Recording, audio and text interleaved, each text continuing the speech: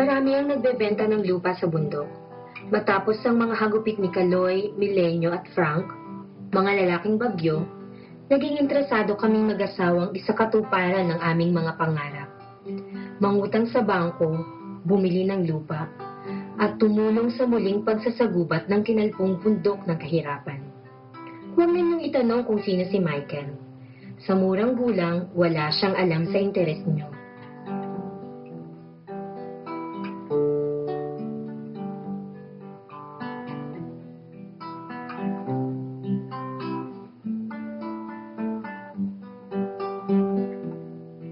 MDG-1, MDG-2, MDG-3, MDG-4, MDG-5, MDG-6, MDG-7, o MDG-8 man. Ang alam niya, si Dr. Hayden ko, tiniro sila Katrina Halili, Maricar Reyes at Vicky Bello. At pangit talaga sa kanya si Pokwang, si Nanay Junisha, pero idol niya si Pacman. Kilala niya din si Jun Losada, kinawawa, hiniwalay sa kanyang pamilya ng Malacanang.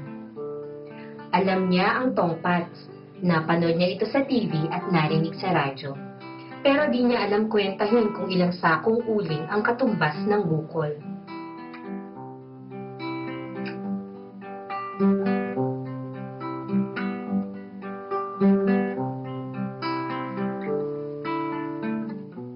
Di naman namin siya pinapansin, pero pinagbitbit niya kami ng aming mga gamit. Ako po si Michael, 10 gulang po. Napasok po ako sa Kasalian Grade 1.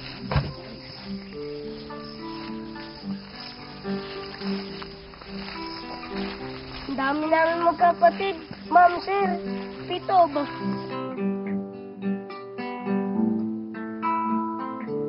Ang hirap ng pagkain dito sa bundok, ma'am, sir.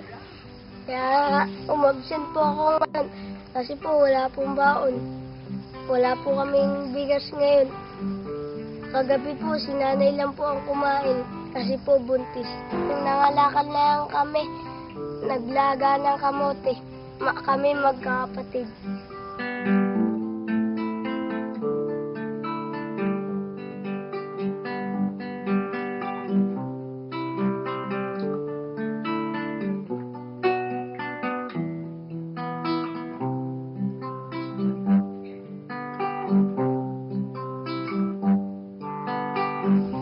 pa nga po kami nanangalian, ma'am, sir.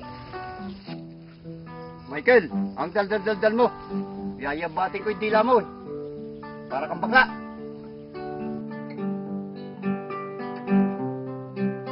Good morning po, sir. Good morning po, ma'am. Kayo po pala nakabili ng karating lupa. Ma'am, sir, ito po si tatay. At si Kuya Anthony po at saka si Kuya Ryan. Sila po ang katulong ko sa pag-uuling. Kapula ko kami sumindi.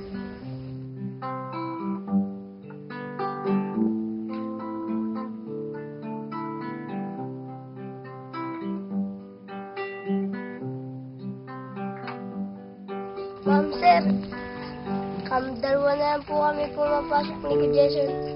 Kasi sir, may pambili na po sana kami ng gamit sa pasokan. Ginamit pa po ng tatay ko para bumili ng bigas para hindi po kami magutom na isang buwan.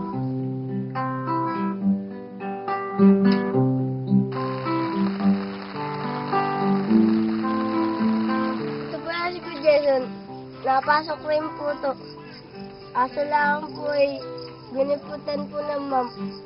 O babisen po na isang linggo. Kasi po nagliliya yung ma'am. Bukas pa siya magugupitan na maayos. Pagkabenta ng uling. Turing po kami, paraan, pasukan. Kaya ako tumigil sa pag-aaral, ma'am, sir. Yan po na ako ni Kuya Ray, dyan sa kambingan. Buwan-buwan, binibigyan ako ng 500 para makaipon. Kaya lang, pag ako pinapabili ni Kuya Ray ng bigas o yelo, dinadaanan ko muna si nanay.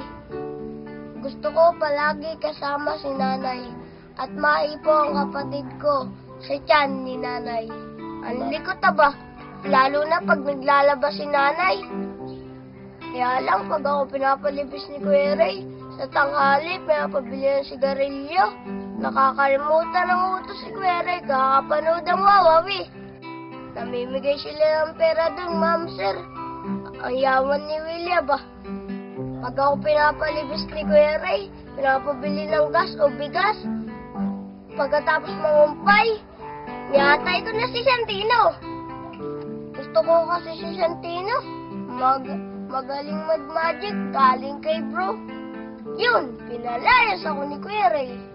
Sabi ko, tama lang paalisin ako ni Kuya Ray. Kasi nga, gusto ko palagi kasama si nanay at mga kaklase ko. At umaasa na si tatay sa selfie ko. Malayo ang panganay naming kapatid, Kuya Iman. Doon! Si Ate Nemi naman, school pa lang, nagkasawa na. At si Ate Jay naman, pagkatapos ng grade 6, nagtrabaho sa Manila. At bumalik at umalis, hindi na nagpakita. Ma'am sir, si tatay na lang itahan niyo dun sa taas. Masipag yun. Malakas pati yun. Kaya 7 sakong uling na yun. Aba, kung sentuhan na si tatay, lagi kami makakapasok ng Jason. Kahit basa, antyok.